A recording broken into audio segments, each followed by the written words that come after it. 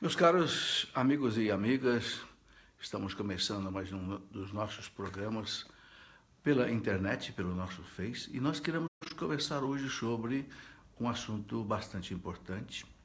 Domingo que vem, a igreja celebra a solenidade da Assunção de Nossa Senhora ao céu. Por isso, nós queremos conversar nesse dia de hoje sobre esta festa, essa solenidade tão importante para a igreja. Então, eu gostaria de convidar você a rezar comigo, pedindo a Deus que nos dê a sua graça, a sua bênção, pedir também que a nossa transmissão não caia, para que a gente possa, nesta hora de meditação, de oração, fazer um programa aí bastante bom. Em nome do Pai, e do Filho, e do Espírito Santo. Amém. Vinde, Espírito Santo, enchei os corações dos vossos fiéis, acendei neles o fogo do vosso amor. Enviai, Senhor, o teu Santo Espírito. Tudo será criado e renovareis a face da terra. Oremos.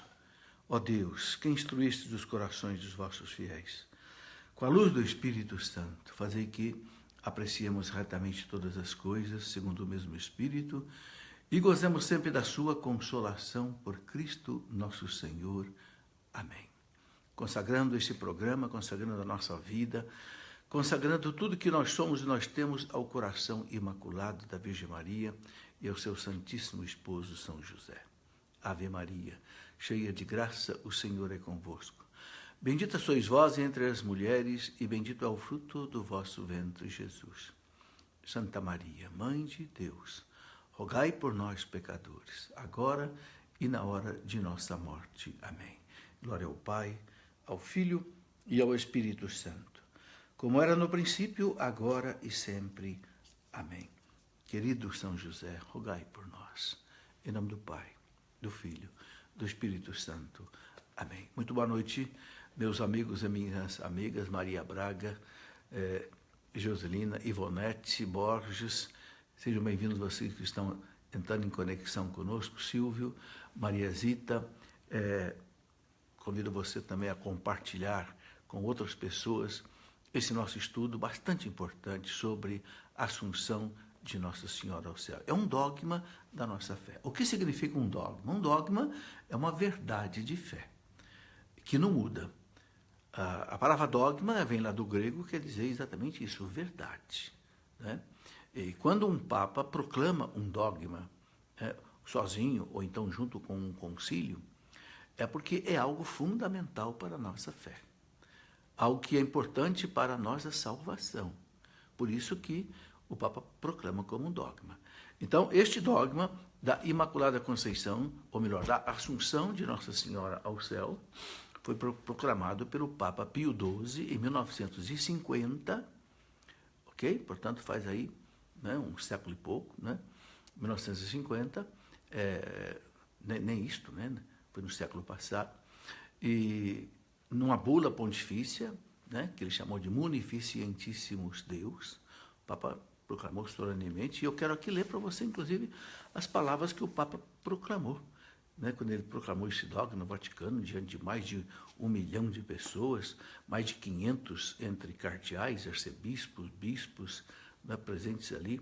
O Papa disse, falando do dogma da Imaculada Conceição, na proclamação do dogma, o Papa colocou com todas as letras isso, Maria, ao término da sua vida terrena, foi elevada ao céu de corpo e de alma.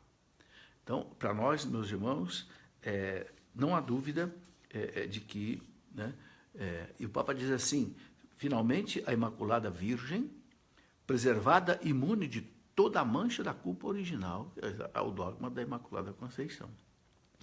Terminado o curso da vida terrestre, foi assunta em corpo e alma à glória celeste. E para que mais plenamente estivesse conforme a seu Filho, Senhor dos senhores e vencedor do pecado e da morte, foi exaltada pelo Senhor como Rainha do Universo. E aqui eu queria lembrar você o seguinte, a festa oficial de Nossa Senhora, Assunta ao céu, é 15 de agosto. Mas aqui no Brasil, a Igreja do Brasil teve autorização do Vaticano de colocar essas solenidades mais importantes, que caem fora do domingo, de celebrar no domingo seguinte. Então, por isso nós vamos celebrar, né, depois de amanhã, a festa da Assunção. Mas o dia oficial é o dia 15.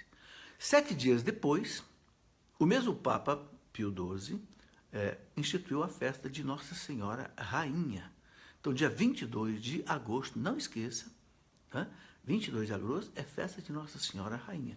É isso que o Papa disse aqui quando ele proclamou o dogma. Ele diz assim: e para que mais solenemente estivesse conforme a seu Filho, Senhor dos Senhores e vencedor do pecado e da morte, foi exaltada pelo Senhor, veja bem, pelo Senhor, como Rainha do Universo. Meus irmãos, esse termo Rainha do Universo não é simbólico, não é folclórico, não é tradicional, é teológico, é real. Né? A igreja ensina que abaixo da Santíssima Trindade, abaixo do Pai, do Filho e do Espírito Santo, a Santíssima Trindade concedeu à Virgem Maria todo o poder, no céu e nos infernos. Ela dá ordem aos anjos, ela dá ordem aos arcanjos. É por isso que na ladainha lauretana a gente reza lá: Rainha dos anjos, rogai por nós. Rainha dos patriarcas, rogai por nós. Rainha dos profetas, rogai por nós. Rainha dos confessores, rogai por nós. Rainha dos mártires, rogai por nós. Rainha dos apóstolos, rogai por nós. Rainha da paz, rogai por nós. Rainha das famílias, rogai por nós. Rainha de todos os santos, rogai por nós. Rainha mesmo, ela reina. Porque quem é que reina ao lado do rei? É a rainha. Ela é mãe do rei. Né? Em todo o Império Romano tinha o rei e a mãe era a imperatriz, a rainha. É por isso que o Papa, né, proclamou, lá em 1800 e pouco, o Papa proclamou a Virgem Maria, né, quando apareceu lá no México, em 1531, né, imperatriz da América Latina, a rainha da América Latina. É por isso que a gente deve pedir muito à Virgem Maria pela Nossa Senhora de Guadalupe, pela América Latina. Por todos esses países que estão passando dificuldades tremendas na América Latina, como, por exemplo, a Venezuela, numa crise tremenda, morrendo muita gente. Né? Aqui no Brasil, essa nossa crise toda, também de corrupção, de dificuldade, de emprego e de tudo mais, pedir a esta imperatriz, né? A imperatriz da América Latina, Nossa Senhora de Guadalupe, que nos socorra. A gente sabe que Maria é uma só. Ela recebe títulos diferentes porque ela aparece em lugares diferentes, então o povo dá nomes diferentes. Apareceu lá em Guadalupe, então lá no México o povo deu o título Nossa Senhora de Guadalupe. Apareceu aqui no Brasil, na forma da sua imagem milagrosa, o povo chamou de Nossa Senhora Aparecida. Apareceu em Fátima, Nossa Senhora de Fátima, em Lourdes, Nossa Senhora de Lourdes, e assim por diante. Bom, o que significa essa assunção de Nossa Senhora ao céu? A igreja explica para nós de uma maneira assim muito interessante. Eu gostaria de colocar aqui o que o nosso catecismo coloca, porque o catecismo é a doutrina oficial da igreja. Se você que tem o seu catecismo, se você olhar aí a partir do número 963, que tem o título Maria, Mãe de Cristo, Mãe da Igreja, e também Nossa Mãe, ele dá uma série de explicações interessantes. Coloca a maternidade de Maria com relação à igreja. Veja que coisa bonita que o catecismo diz aqui no parágrafo 964. Ele diz assim: o papel de Maria para com a igreja é inseparável de sua união com Cristo, decorrendo diretamente dela, dessa união com Cristo. Esta união de Maria com seu filho na obra da salvação manifesta-se desde a hora da concepção virginal de Cristo, quando ela concebeu Cristo no seu seio virginal, até a sua morte. Ela é particularmente manifestada na hora da paixão de Jesus. Ali, na paixão de Jesus, Maria aos pés da cruz, recebeu, né, a humanidade como filhos de Maria, né, quando disse para João: filho, eis aí a tua mãe. Mãe, eis aí o teu filho. Ali a igreja diz que Maria, como que no parto do Calvário, ela nos gerou como seus filhos. Né? Então, o catecismo diz aqui o seguinte, que após a ascensão de Jesus ao céu, que é diferente da assunção de Maria ao céu. Qual é a diferença? A ascensão é porque Jesus foi levado pelo seu próprio poder divino. Né? Ele ascendeu ao céu pelo seu próprio poder divino. Maria não, Maria foi assumida, ela foi assunta, Deus a levou. Então, ascensão é para Jesus, assunção é para Maria. Então, o catecismo diz que após a ascensão de Jesus, seu filho, Maria assistiu com suas orações à igreja nascente. Sim, a gente viu Maria ali, né, em Pentecostes, com a igreja nascente ali. Reunida com os apóstolos e algumas mulheres, vemos Maria pedindo também ela, com suas orações, o dom do Espírito Santo, o qual na Anunciação a tinha coberto com a sua sombra. Então, o Espírito Santo, que na Assunção cobriu com a sua sombra e ela ficou grávida, né, do Filho de Deus, esse mesmo Espírito Santo desce sobre Maria no dia de Pentecostes, porque Maria é a esposa mística do Espírito Santo. Você sabe muito bem, o marido que ama a esposa, o esposo que ama a esposa, onde a esposa está, o esposo quer estar. Ora, Maria é a esposa mística do Espírito Santo. Como ela estava ali em Pentecostes, né? Então o Espírito Santo veio ali com Maria e com os apóstolos, né? E aqui a igreja ensina para nós uma série de coisas muito importantes. Eu gostaria de colocar aqui um trecho que é da Lumen Gentium, número 60, que explica muito bem essa questão da maternidade divina de Maria, Maria medianeira das graças, que é algo muito importante. Então diz aqui, a Lumen Gentium, número 60, a missão materna de Maria em favor dos homens, de modo algum, obscurece nem diminui a mediação única de Cristo. Pelo contrário, até ostenta sua potência, pois todo o salutar influxo da bem-aventurada Virgem deriva dos superabundantes méritos de Cristo. Baseia-se na sua mediação, na mediação de Cristo. Dela depende inteiramente e dela tira toda a sua força. Eu preciso explicar isso daqui com um pouco de detalhe, né?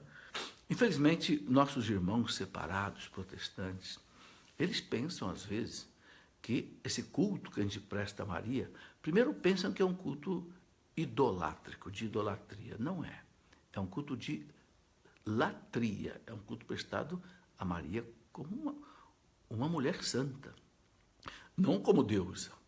Não há a menor idolatria em relação a Maria. Quem idolatra Maria está errado, né? Essa imagem que você está vendo aí, né, da Virgem Maria, também de São José, não é para nós adorarmos.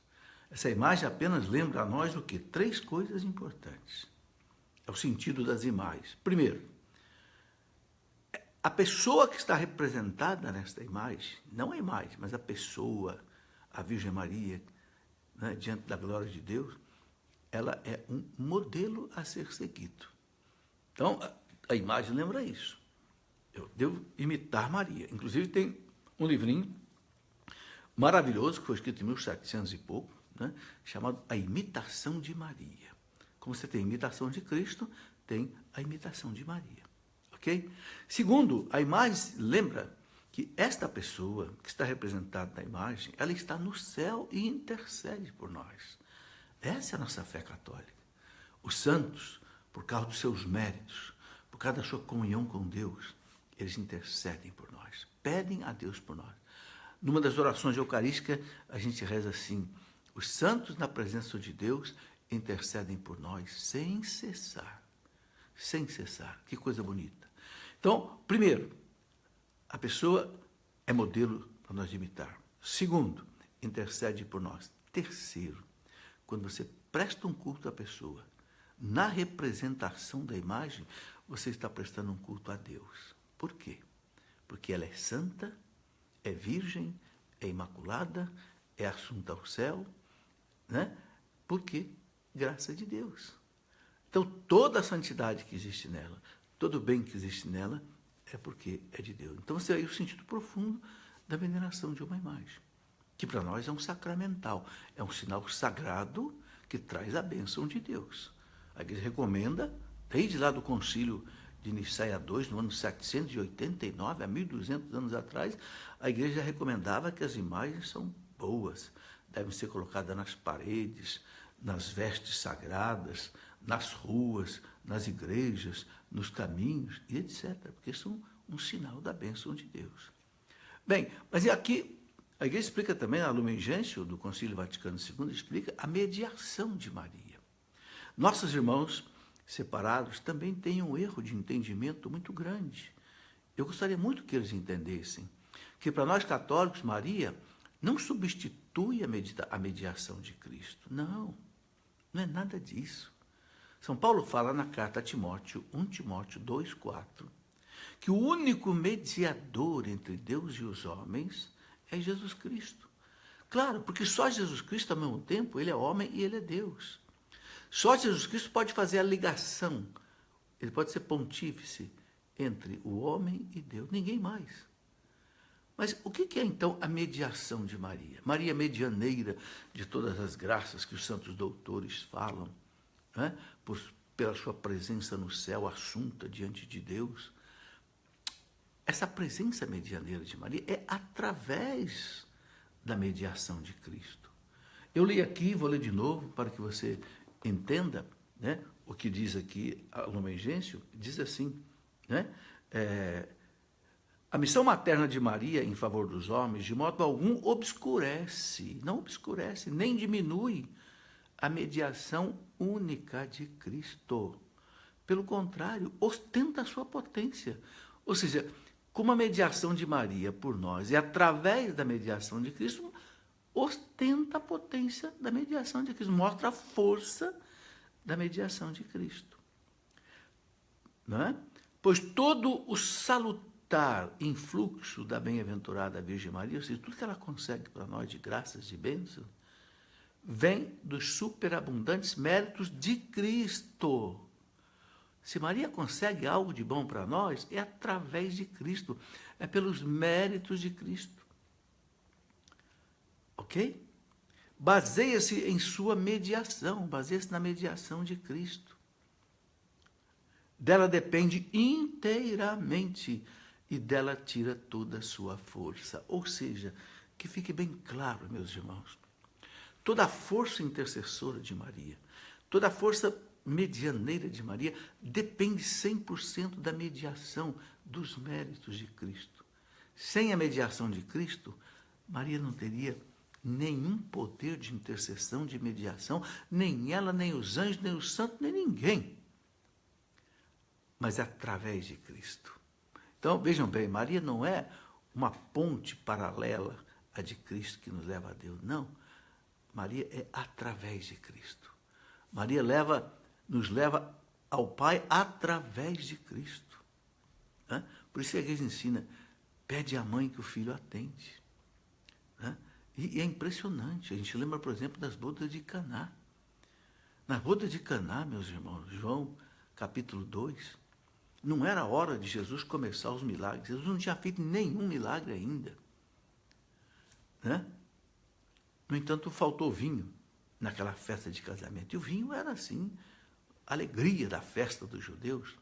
Não é à toa que Jesus transformou água em vinho, depois transformou o vinho no seu sangue na Eucaristia. Acabou o vinho, era uma vergonha. A festa dos judeus de casamento demorava vários dias, porque as pessoas vinham de longe, tinham que caminhar muito. E também, os judeus celebravam 7 dias para lembrar os 7 dias da criação do mundo. Então era preciso de bastante vinho, porque muita gente vinha muitos dias e acabou o vinho. E Maria percebeu, no carinho dela com aquele casal, que era um casal de conhecido deles, alguns exegetas até acham que podia ser o casamento de um dos apóstolos, não sei, isso não é seguro. Mas o fato é que Maria ficou com pena daquele casal e pediu ao Senhor, eles não têm mais vinho, faça alguma coisa. Mulher, não chegou ainda a minha hora. Mas aí, impressionante, Maria não se entregou, não desistiu. Só falou para os discípulos, para os serventes lá, faça o que ele mandar. Eu não sei o que ele vai fazer, mas faça o que ele mandar. Sabe, a igreja traz essa frase para nós também, faça tudo o que ele mandar. Maria falou muito pouco no Evangelho, mas o pouco que Maria fala no Evangelho é muito. Ela diz para nós, faça tudo o que ele mandar. né? E por causa da disposição dos serventes que obedeceram a Jesus. Jesus mandou encher aquelas 6 talhas, meus irmãos, 6 talhas, cada uma com 100 litros. E Jesus transformou 600 litros de água em vinho, diz o Evangelho. Não foi uma jarrinha só de água em vinho, não. 600 litros de água em vinho. E termina o evangelista São João dizendo que ele manifestou a sua glória e os seus discípulos creram nele. Meus irmãos, quem é que provocou o primeiro milagre de Jesus? Foi a sua mãe. A mesma que lhe deu a vida como, né, o Verbo encarnado. A mesma que acompanhou até o Calvário. Né? A mesma que teve com os discípulos em Pentecostes.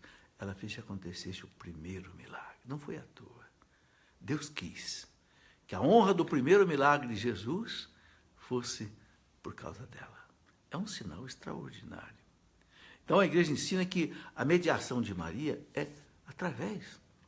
Maria não tem o poder de transformar água em vinho, mas o seu filho tem. Então ele pede para ele, faça alguma coisa.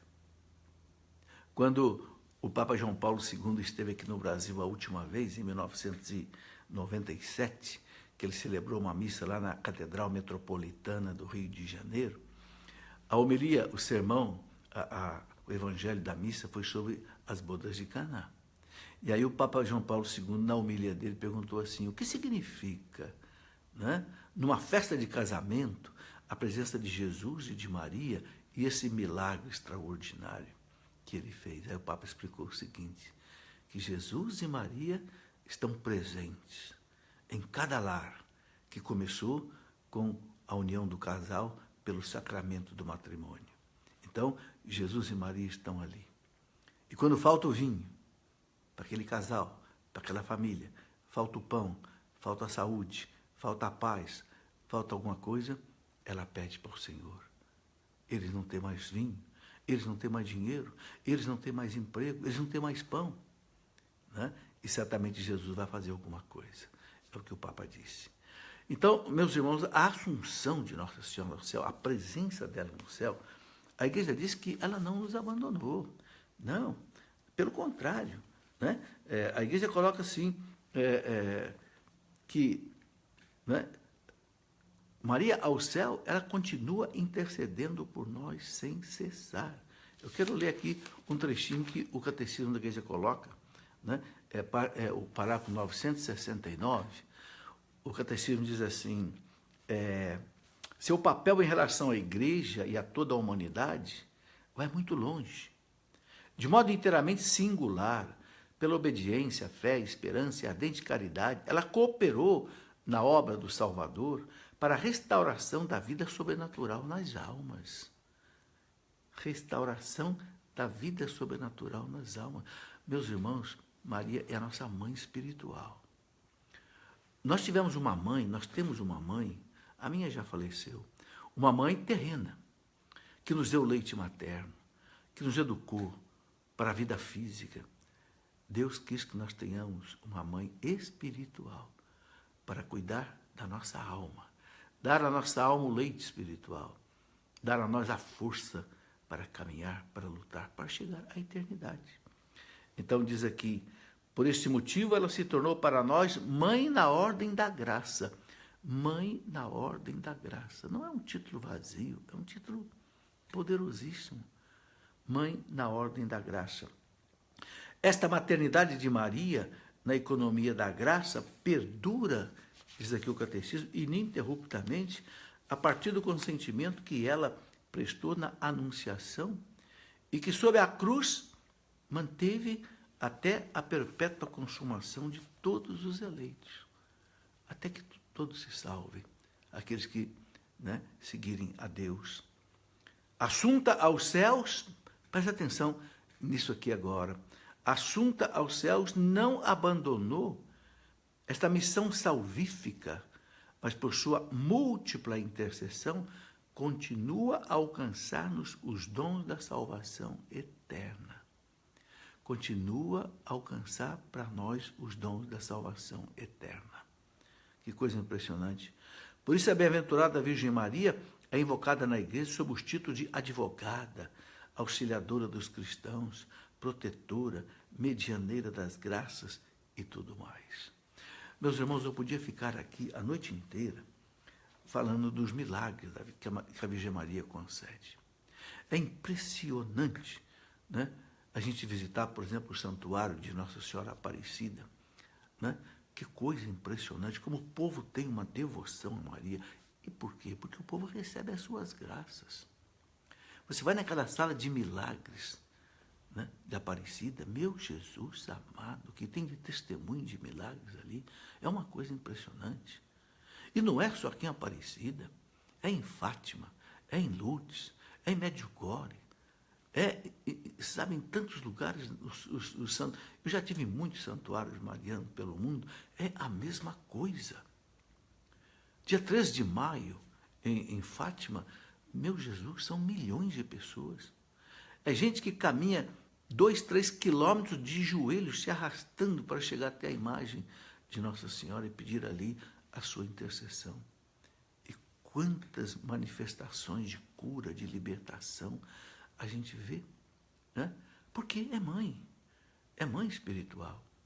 O Papa Francisco um dia contou uma história que eu fiquei emocionado. Vou contar aqui para você. Lá na Argentina, a padroeira da Argentina é Nossa Senhora de Juan. O Papa disse que, contou essa história um dia, que um homem, ele estava com seu filhinho doente no hospital, uma doença muito grave, e já não tinha mais jeito.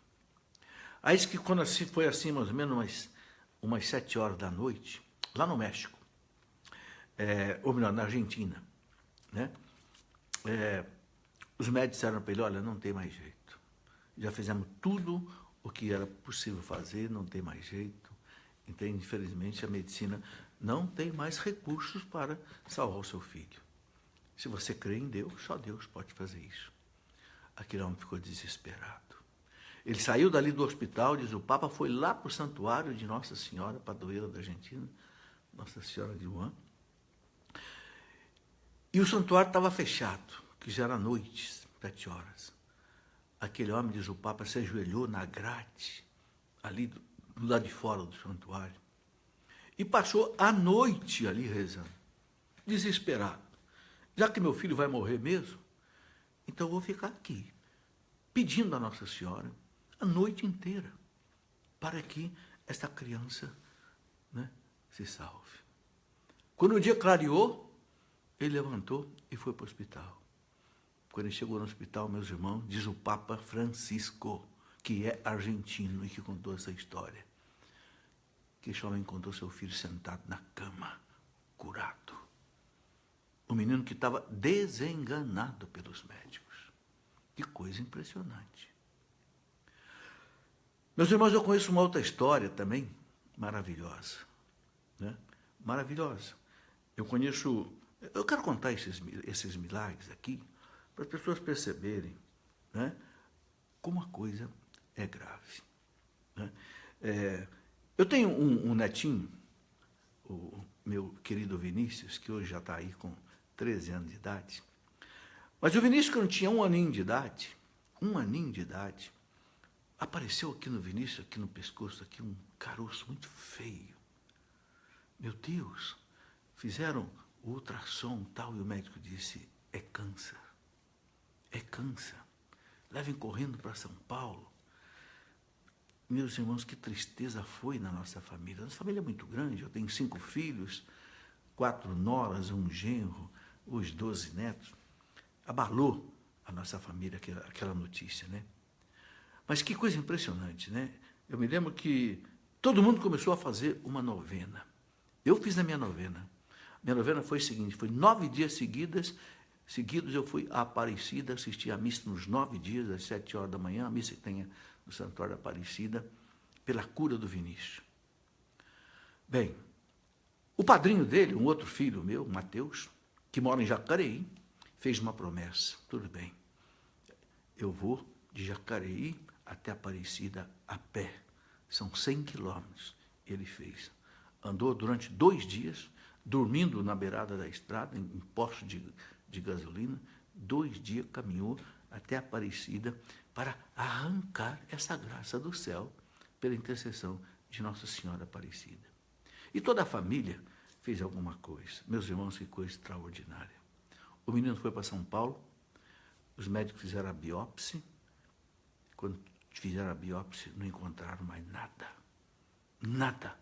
O médico disse, não acho nada aqui. Mandou fazer alguma medicação ali, trivial, e o menino absolutamente curado, já está com 13 anos de idade, não teve mais nada. Sabe, são fatos. Contra fatos não há argumentos. Sabe? A gente, quando se coloca aos pés de Nossa Senhora com fé, meus irmãos, com devoção, a gente arranca graças do céu. O meu protetor, né, salesiano, Dom Felipe Rinaldi, eu tenho meu nome por causa dele, né? Dom Felipe Rinaldi, ele dizia, mãe, Maria, eu te dou meu coração, fica com ele para sempre. Diga você também para Maria, Maria, minha mãe, mãe de Jesus, eu o recebi como mãe aos pés da cruz no Calvário. Fica com meu coração, eu te dou meu coração, fica com ele para sempre, eu te dou minha vida. Né? Eu conheço um outro caso também de uma pessoa aqui da nossa família. Eu não vou só dizer o nome dela, que eu não sei se ela gostaria que eu dissesse. Mas um caso também que eu fiquei assim, assustado. Uma mãe que tem uma menina pequena, bem pequenininha, com um problema cardíaco bastante sério. Válvulas complicadas no coração, tinha abertura, eu não sei explicar o que era, mas não é sério. Essa mãe fez uma promessa para Nossa Senhora. Eu vou a pé de Lorena a Aparecida, 1 ano inteiro, todos os sábados. Meus irmãos, 1 ano tem mais ou menos 52 sábados. São 30 quilômetros. Esta mãe, todo sábado, saía daqui, batia em Aparecida a pé para rezar para a cura do coração da sua filhinha. E a sua filhinha ficou curada. Essa menina hoje já tem 20 e tantos anos de idade. Era pequenininha, tinha negócio de, acho que 1 ano, 2 anos de idade. Sabe, então, são fatos. Contra fatos não há argumentos. Quando eu estive em Lourdes, o ano passado, eu fiquei impressionado de ver. Lourdes é o santuário da cura. O que tem de cadeirante, né, pedindo a cura de Nossa Senhora ali, são procissões e procissões de cadeirante, gente empurrando alguém numa cadeira de roda. Mas assim, são centenas e centenas de pessoas que vão se banhar naquela água maravilhosa que surgiu ali, quando Nossa Senhora mandou, né, Bernadette cavar ali com as mãos, que ia surgir aquela água milagrosa. E Fátima me parece o santuário da conversão. Quantas e quantas pessoas vão em Fátima e voltam convertidas, também curadas, mas parece que Nossa Senhora em Fátima parece que gosta mais de trazer a cura da alma, em Lourdes a cura do corpo. Então por isso que muita gente gosta de ir a Fátima depois de ir a Lourdes, parece que as coisas se completam. Mas é impressionante que todos os países católicos têm a sua Nossa Senhora protetora. Bom, entenda bem, é a mesma Nossa Senhora, é a única Nossa Senhora, mas com títulos diferentes. Né? Com títulos diferentes. E é muito interessante a gente perceber o seguinte, que Nossa Senhora aparece em vários lugares com feições diferentes. Não sei se você já reparou isso. Aqui no Brasil, por exemplo, ela fez questão de aparecer em forma de uma imagem negra. Essa imagem não era negra, porque é a imagem da Imaculada Conceição, é uma imagem clara, mas ela foi retirada das águas do Paraíba, então a água ali escureceu a imagem. Mas foi um sinal extraordinário, porque o Brasil vivia, na aparição, naquela época, 1717, o Brasil vivia, né, o auge da escravidão. Os irmãos negros sendo trazidos nos navios negreiros, morrendo no mar, aqui tratados como animais, nas lavouras e tudo mais. Nossa Senhora aparece. E o primeiro milagre que aconteceu, o que foi? Exatamente um escravo acorrentado, com corrente no pescoço, nas mãos, pediu ao seu Senhor, que passava por Aparecida, para que pudesse entrar na Catedral de Nossa Senhora para rezar. E quando ele entrou, se colocou diante da imagenzinha de Nossa Senhora para rezar, as correntes milagrosamente caíram dos seus braços, caíram do seu pescoço, e o seu Senhor se converteu e deu liberdade àquele escravo. Está aí. Né? E Nossa Senhora aparece exatamente dentro de uma necessidade. Né? A gente viu, por exemplo, as aparições, né, de Lourdes, 1858. Em 1854, 4 anos antes, o Papa Pio IX tinha proclamado solenemente o dogma da Imaculada Conceição de Nossa Senhora, 1854. Através daquela bula pontifícia, né, Inefabilis Deus. Pois bem, 4 anos depois, 1858, Nossa Senhora aparece em Lourdes para Bernadette Soubirous. Né? E quando Bernadette quer saber o nome dela, porque ela pediu para Bernadette ir falar lá com o padre, né, Peimorale, que ela queria uma capela ali naquele lugar, porque ela queria dali distribuir as suas bênçãos. E é uma coisa interessante, onde Nossa Senhora aparece, ela sempre pede uma capela. Por quê? Porque ela sabe que na capela o povo vem e ali ela abençoa os seus filhos. Então ela pediu para Bernadette, peça ao padre para construir uma capela aqui. Né? E o padre duvidou. Quero saber o nome dessa senhora que está aparecendo para você. Manda ela se identificar primeiro. A senhora se identificou. Disse para Bernadette, diga ao padre, eu sou a Imaculada Conceição. É engraçado que Bernadette não entendeu nada. Bernadette não sabia o que era isso. Era uma menininha, nem o francês não falava, falava um dialeto. Quando Nossa Senhora falou para ela em francês, né? Je suis l'Immaculée Conception. Eu sou a Imaculada Conceição. Bernadette não entendeu nada. Mas foi repetindo até a casa do padre, para não esquecer. Je suis l'Immaculée Conception, je suis l'Immaculée Conception. Quando chegou lá, Bernadette disse para o padre, o senhor quer saber o nome da senhora? É este. Né? Eu sou a Imaculada Conceição. Que coisa extraordinária, meus irmãos. O padre acreditou, o bispo acreditou, e nós temos ali em Lourdes hoje um dos maiores santuários marianos do mundo. E, né? Aí aparece em Fátima, aqui no nosso século XX, 1917, exatamente no ano em que aconteceu a terrível revolução comunista na Rússia. Você sabe que o comunismo, meus irmãos, no século XX, ele fez 100 milhões de vítimas. O comunismo foi muito pior do que o nazismo. O nazismo foi muito mais divulgado, muito mais propagado, muita gente fala.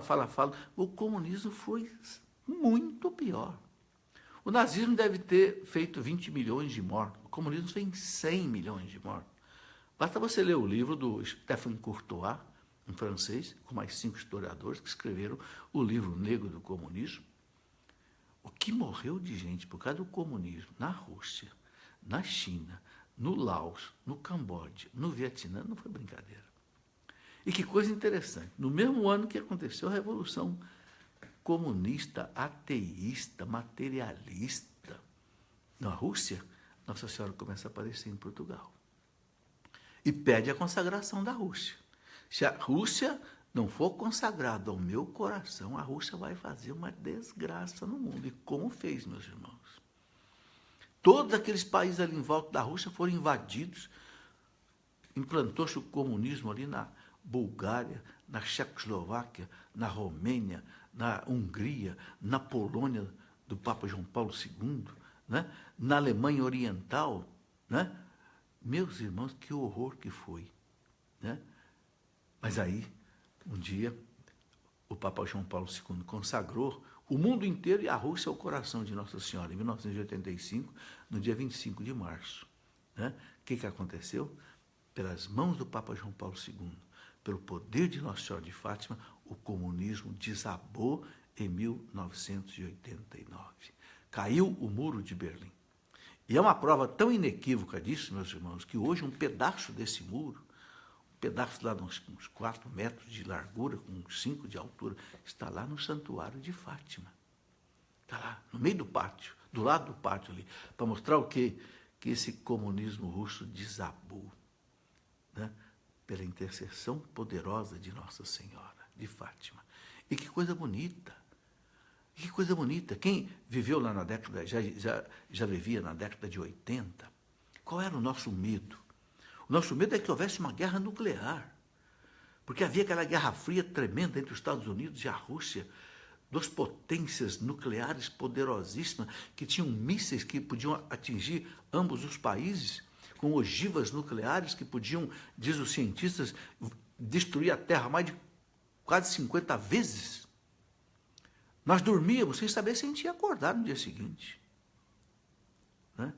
No entanto, meus irmãos, o comunismo desabou sem nenhuma briga, sem nenhuma guerra, sem nenhuma revolução. Desmontou assim como um castelo de cartas, como um castelo de areia. Foi uma coisa impressionante, 1989.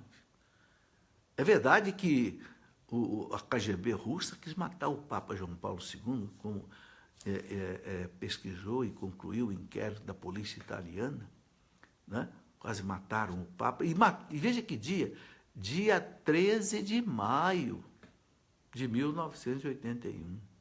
No dia de Nossa Senhora de Fátima, o Papa foi baleado na Praça de São Pedro por aquele turco Aliagica, mandado pela KGB russa, segundo a polícia italiana declarou.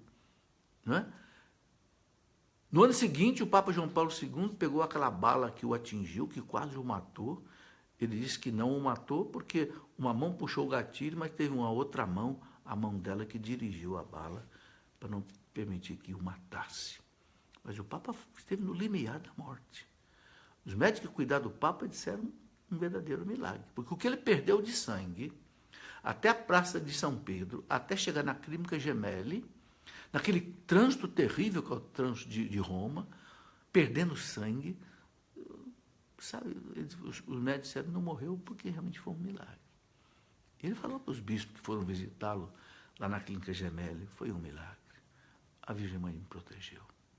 Mas depois, meus irmãos, isso foi em 81. 82 ele foi em Fátima, pegou a bala que o atingiu, caiu no jipe, mandou colocar, pediu para o bispo lá de Leiria, em Fátima, que colocasse na coroa de Nossa Senhora. E está lá, colocado na coroa de Nossa Senhora, essa bala. Eu vi lá em Fátima. Está lá no museu, ao lado da Basílica de Fátima. Essa coroa é colocada na cabeça dela no dia 13 de maio. A bala está ali. Isso em 82. Em 89, meus irmãos, o comunismo desabou. Aqueles países todos que eram, sim, escravizados pela Rússia se libertaram. Polônia, Tchecoslováquia se transformou depois ela na Iugoslávia, na Bósnia, na Sérvia, né? Em outros países. Uma coisa impressionante, um sinal que ninguém que viveu tudo isso duvidou dessa intercessão materna poderosa de Nossa Senhora. Então, meus irmãos, é muito bom a gente saber que no céu nós temos uma mãe que cuida de nós. Sabe, você não encontra, meus irmãos, um santo que não tenha sido devotíssimo de Nossa Senhora. Pega, por exemplo, São Maximiliano Kolbe, né? Aquele padre que morreu mártir no campo de concentração nazista de Auschwitz. Que coisa maravilhosa, meus irmãos. A fé desse homem, Nossa Senhora, a devoção, né? Ele estava lá em Auschwitz, aí aconteceu uma coisa interessante, né? Um fugitivo, um dos prisioneiros fugiu do campo de concentração. E sempre que acontecia isso, qual era o castigo? O grupo daquele prisioneiro que fugiu, alguém era tirado para morrer. E no grupo do São Maximiliano Kolbe, que era judeu, polonês, né? No grupo dele fugiu um prisioneiro. Então, sortearam, né, alguém para morrer na câmara de gás e caiu, né, num homem, um sargento lá, né? E o homem ficou desesperado. Pelo amor de Deus, eu sou casado, tenho filho pequeno, não me matem, pelo amor de Deus. São Maximiliano Kolbe se apresentou. Por favor, eu sou padre, eu não tenho família, não tenho filhos. Eu me ofereço para morrer no lugar desse homem. E foi e morreu, né, no lugar dele. E o homem não continuou ali, prisioneiro, depois foi solto. Quando a guerra acabou, em 1945, todo mundo foi libertado. E que coisa maravilhosa, no dia que São Maximiliano Kolbe foi canonizado, né? Este homem que ele libertou estava na Praça de São Pedro. Este homem chorava copiosamente, né? Saber que aquele que estava sendo canonizado, né, perdeu a vida aqui na terra para dar-lhe a vida. É o verdadeiro amor, né? É o homem que fundou a Milícia da Imaculada, né? São Maximiliano Kolbe. Mas aí ele disse para o Papa João Paulo II, eu fui um covarde. Eu é que tinha que morrer no lugar do São Maximiliano. O Papa João Paulo II disse, não, meu amigo, você não foi covarde, não. Você deu um mártir e um santo para a igreja. Hoje ele está no céu intercedendo por nós. Coisa maravilhosa. São Maximiliano era devotíssimo de Nossa Senhora. São João Bosco, o santo salesiano, fundador da congregação salesiana, Dom Bosco era devotíssimo, né? Eu fui aluno salesiano, Nossa Senhora, né, auxiliadora dos cristãos, né? Era grande devoção de Dom Bosco. Dom Bosco dizia, tudo foi ela quem fez. Quando perguntaram a Dom Bosco, como é que o senhor conseguiu fundar a congregação salesiana, espalhar nos 5 continentes do mundo? Ele disse, foi ela quem tudo fez. Tudo começou com uma Ave Maria. Ela quem tudo fez. E é interessante o que Dom Bosco fazia, né? E eu quero dar essa sugestão para você, que eu faço isso. Sempre que Dom Bosco tinha um problema, uma dificuldade, Dom Bosco escrevia um bilhetinho para Nossa Senhora. Dizia, minha mãe auxiliadora, cuida disso para mim. E pegava o papel, colocava debaixo da imagem de Nossa Senhora. Passava um tempo, o problema estava resolvido, ele lá tirava o papel. Muito obrigado, minha mãe. E Dom Bosco fez isso a vida inteira. Eu faço isso. Sabe como é que eu faço? Eu tenho um quadro, uma imagem de Nossa Senhora na parede do meu quarto. Atrás do quadro eu vou escrevendo. Nossa Senhora, cuida disso para mim. Meus irmãos, tem mais de 5 anos que eu faço isso. Eu acho que nesse meu quadro aí deve ter centenas. De vez em quando eu pego ali para ler. Eu digo, resolvido, resolvido, resolvido, resolvido. Muito obrigado, mãe, muito obrigado, muito obrigado. Claro, isso não é uma superstição. Isso é fé. Isso é devoção. Isso é certeza de que eu sou filho dela, que ela cuida de mim. E não me dá só as coisas importantes que eu preciso, não. Das coisas importantes e das coisas pequenas. Às vezes eu vou de carro na cidade, não tem lugar para estacionar meu carro. Eu digo, ô minha mãe, onde é que eu vou estacionar meu carro? Daqui a pouco aparece uma vaga ali. Não é superstição não, meus irmãos. É fé, é devoção. É certeza de que ela é nossa mãe, ela cuida de nós. Sabe, você que tem problema, tem dificuldade, luta na vida como todos nós lutamos, se consagre a Nossa Senhora. Sabe, se consagre todo dia. Que coisa maravilhosa, meus irmãos, a gente rezar, por exemplo, o ofício da Imaculada. Né? O ofício da Imaculada é uma das orações mais poderosas. Né? Foi escrita lá em 1500, mais ou menos, por Bernardino de Bustes, um monge. Né? É um louvor a Nossa Senhora com expressões da Bíblia. Né? Que coisa maravilhosa. Deus vos salve, Virgem. Né? E aí, quem tem, por exemplo, o celular, se você tem o iPhone, né? Você pode baixar ali, né? Por exemplo, tem um aplicativo chamado iLiturgia, né? Que tem lá o ofício da Imaculada. Tem também como você rezar o terço. Tem também as orações da Virgem Maria de consagração. Sabe, meus irmãos, a gente se arrebenta muito na vida porque a gente não tem a proteção do céu. Deus nos dá uma mãe aos pés da cruz. Meus irmãos, vamos pensar um pouquinho nisso. Jesus estava na hora da morte. Né? Ele já tinha sido pregado na cruz, estava ali gemendo de dor. Já estava no limiar da morte. Ele vê a sua mãe aos pés da cruz. E vê o discípulo que ele amava tanto, João. João o amava tanto que foi o único que ficou ali. Essa é a prova de que João era o discípulo que mais amava Jesus. Ele e as mulheres eram os que mais amavam Jesus. Os valentões deram no pé. Os machões deram no pé. Mas ficou ali. O menino era o mais novo, né? João devia ter uns 18 anos de idade. E as mulheres ficaram ali. E Jesus, antes de morrer, a última coisa que Jesus fez, viu ali a mãe e disse: mulher, eis aí o teu filho, cuida dele. João ali representava os apóstolos, João representava a igreja, João representava todos nós, diziam os papas. Filho, eis aí a tua mãe. A tua mãe. Ele não falou a minha mãe que vai cuidar de você, não, ele disse a tua mãe. E o evangelista diz que a partir daquele momento ele a levou para sua casa. Eu pergunto para você, você já levou Maria para sua casa? Ou você é como alguns que rejeitam Maria? Meus irmãos, rejeitar esse presente de Jesus, a sua mãe como nossa mãe, eu acho que doeria mais no coração de Jesus do que aquela estocada da lança que o São Longuinho deu no coração dele. Não faça isso nunca. Leve Maria para sua casa. Você tem uma imagem de Maria na sua casa? Precisa ter. Você é católico? Precisa ter. É a nossa mãe. É a mãe da igreja. Papa Paulo VI proclamou solenemente Maria Mater Ecclesiae durante o Concílio Vaticano II. E como ela cuida da igreja, né? Como ela cuida da igreja, como ela cuida de nós. Já contei tantos milagres aqui, como ela cuida da igreja. Eu podia, meus irmãos, ficar aqui contando maravilhas do que a igreja já fez pela igreja.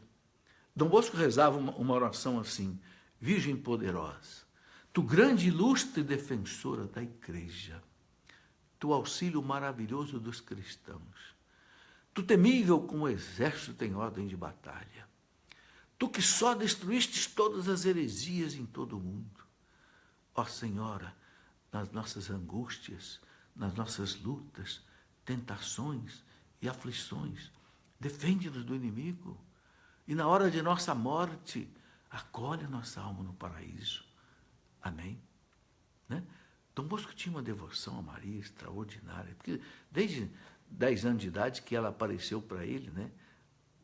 Mostrando a vocação dele, era trabalhar com aqueles meninos pobres de Turim, né? E Dom Bosco então fundou o oratório, depois fundou a congregação salesiana no mundo inteiro, né? Mas tudo estimulado pela Virgem Auxiliadora, né?